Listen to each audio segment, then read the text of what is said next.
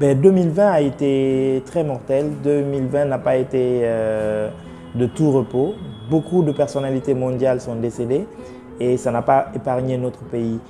En fait, c'est avec consternation que l'OIM, l'OGLMI, la presse, nous sommes venus nous associer à la famille de Mohamed Lamine Dabo pour recevoir malheureusement son corps. Mohamed Lamine Dabo travaillait à l'OIM en Italie et qui était l'un des meilleurs staffs de l'OIM en Italie. Et la particularité de ce migrant, c'est quelqu'un qui est parti par la route migratoire irrégulière en 2016 et qui a pu s'intégrer et arriver en Italie et qui a pu continuer ses études en Italie, qui a pu décrocher son diplôme en relations internationales parce qu'il avait quitté la Guinée avec un diplôme il était étudiant en économie sociale. Il avait un diplôme déjà quand il partait, donc il était parti chercher un lendemain meilleur. Et pour moi, je le voyais comme un modèle. Il va continuer à être ce modèle parce que ce genre de personnes passent une, deux fois, si vous voulez, chaque 20-30 ans. Malgré toutes les difficultés, sa détermination a réussi à le mener pour avoir un master, pour être volontaire, jusqu'à être un staff de l'OIM Guinée et ainsi aider beaucoup de jeunes Guinéens mais aussi Africains à leur intégration en Italie. Dabo n'a pas fait que ça.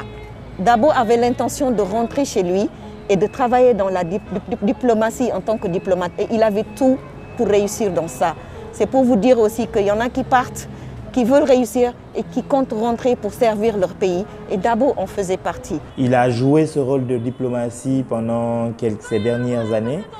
Il était déjà ce messager, il était déjà ce diplomate pour moi, aujourd'hui, qui était arrivé au summum. Il pouvait pas, Dieu, c'est à ce niveau que Dieu voulait qu'il reste. Donc je me dis, et dans ce pays, il faut qu'on apprenne à reconnaître la valeur des personnes et surtout à le rendre à la personne, même quand la personne n'est plus avec nous.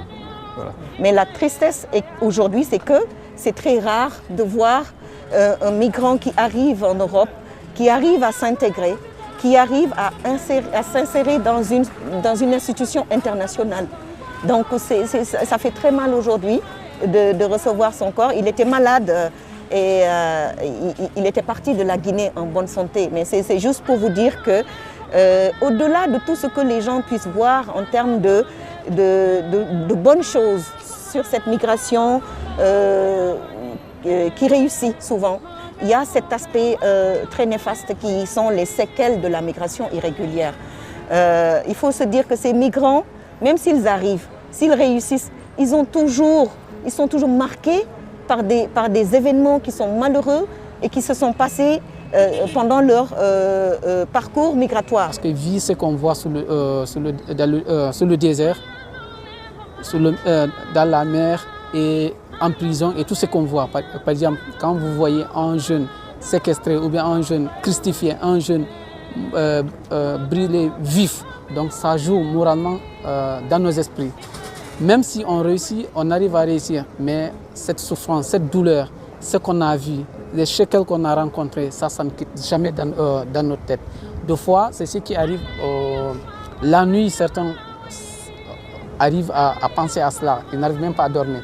Donc, si la personne est fragile deux fois, tout un coup, ça peut lui créer des problèmes. Donc aujourd'hui, on est vraiment très triste, on est affecté et on va essayer de faire de sorte que son vœu soit peut-être exaucé. C'est quoi? C'était toujours dire que même si on arrive à réussir, avant de partir, il faut réfléchir. Parce qu'il y a aussi la réussite en Guinée, mais il faut certes donner l'opportunité aux jeunes pour qu'on essaie d'éviter ce genre de situation un peu très triste. Moi, aujourd'hui, je suis là pour lancer un cri de cœur. Et ce cri de cœur, c'est quoi? C'est-à-dire que j'aimerais bien parler aux jeunes Guinéens. Dabo, c'est un modèle, mais il y en a d'autres. Qui n'en sont pas arrivés, mais qui ont toujours souhaité être comme Dabo. Et c'est ça le problème de la migration irrégulière. On va lui rendre hommage parce que c'est un collègue, c'est un migrant en même temps et un Guinéen qui est parti de chez lui pour avoir un lendemain meilleur et qui est rentré, et je dis il rentre très fier. On a de quoi être fier de Dabo. Nous avons perdu notamment un jeune qui pour moi était l'avenir de notre pays. Docteur Ibrahim Sori Kaba il s'appelait. Il est docteur en économie et il était spécialiste sur les objectifs du développement durable. Aujourd'hui, avant sa mort, il enseignait à l'Université des Nations Unies à La Haye. Donc c'est un jeune qu'on a connu très combatif depuis les débuts des années 2000, depuis Conakry jusqu'à Toulouse et au Canada et enfin en Hollande. Un de ses rêves, c'était de créer une académie des sciences en Guinée. Malheureusement, un cancer a fait que nous l'avons perdu cette année 2020. Et à travers ma voix, le directeur général de l'Organisation internationale pour les migrations présente ses condoléances à la Guinée et aussi à la famille éplorée et à tous ses collègues qui sont très affectés. J'aurais préféré vraiment faire un appel envers eux pour que la jeunesse guinéenne, la jeunesse africaine puisse profiter un peu plus de leurs compétences.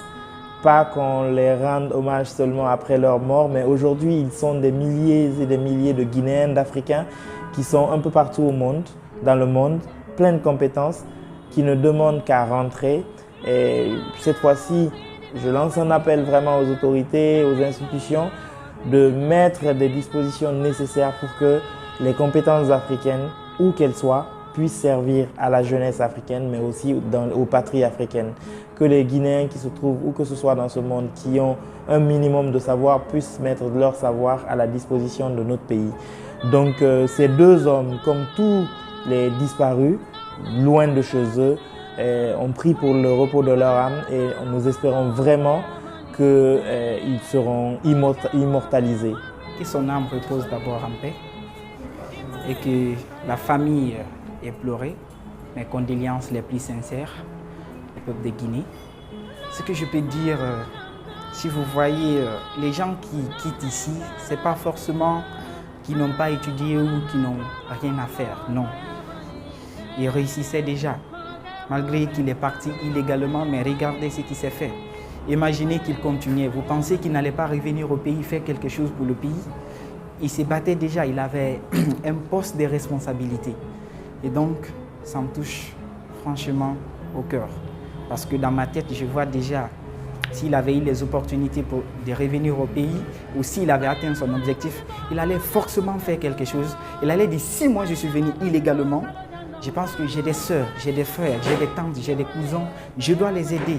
Ce que j'ai traversé, je ne veux pas qu'une autre personne traverse les mêmes choses. En fait, l'exemple de ce jeune est illustratif parce que sûrement c'est quelqu'un qui savait ce qu'il voulait.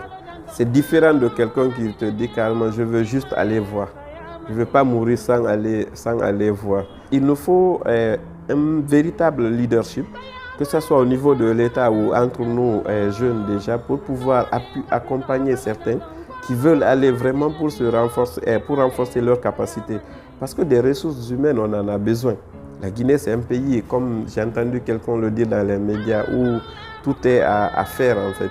Au-delà, les aider et les accompagner en fait dans leur démarche auprès des ambassades, mais auprès des universités où ces jeunes veulent aller pour se former, parce que ça peut être utile pour la Guinée, ça peut être utile pour l'humanité aussi, parce que quelqu'un qui travaille à un tel niveau pour une organisation internationale, on ne verra pas le jeune en question.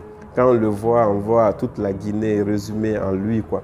Parce que généralement, c'est ah oui, le Guinéen, le Guinéen, le Guinéen. Donc ça devient en fait une fierté nationale, quoi. Ces cadres pouvaient vraiment contribuer au développement de la Guinée. Ces cadres font la fierté, ils ont fait la fierté de la Guinée à l'international. Le fait d'être écouté dans le monde entier, enseigner son savoir-faire est une bonne chose. Mais là, vous partez avec la tête haute.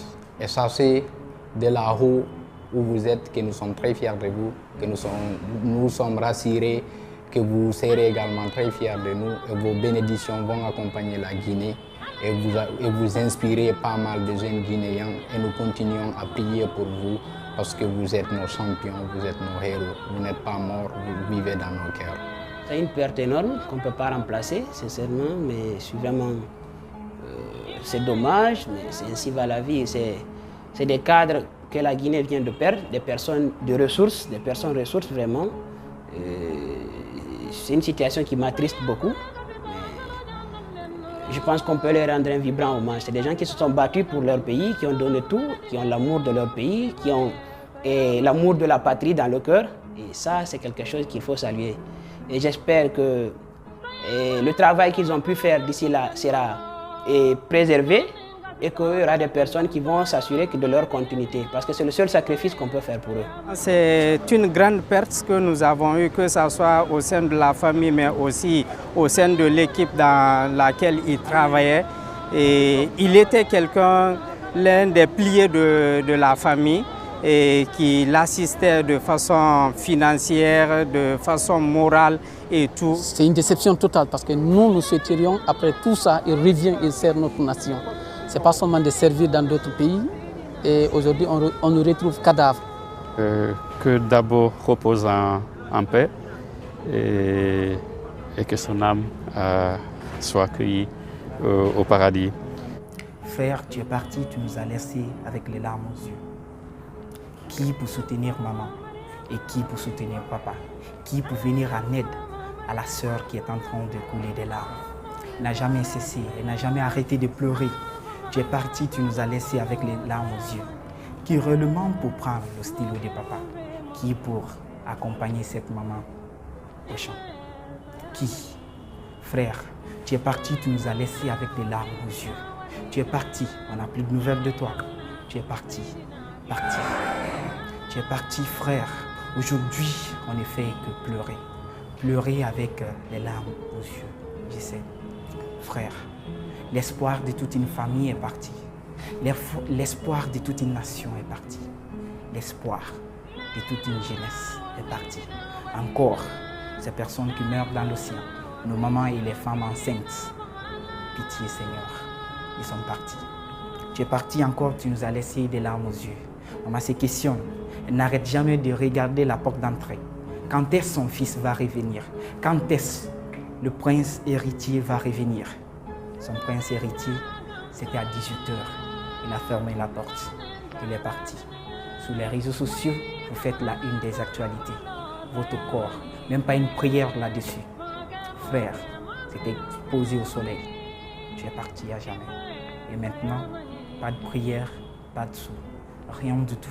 C'est votre cadavre qu'on dit. Frère, tu es parti. L'Afrique est en deuil. La Guinée est en deuil. Et nous aussi, nous sommes en deuil. Que ton âme repose en paix.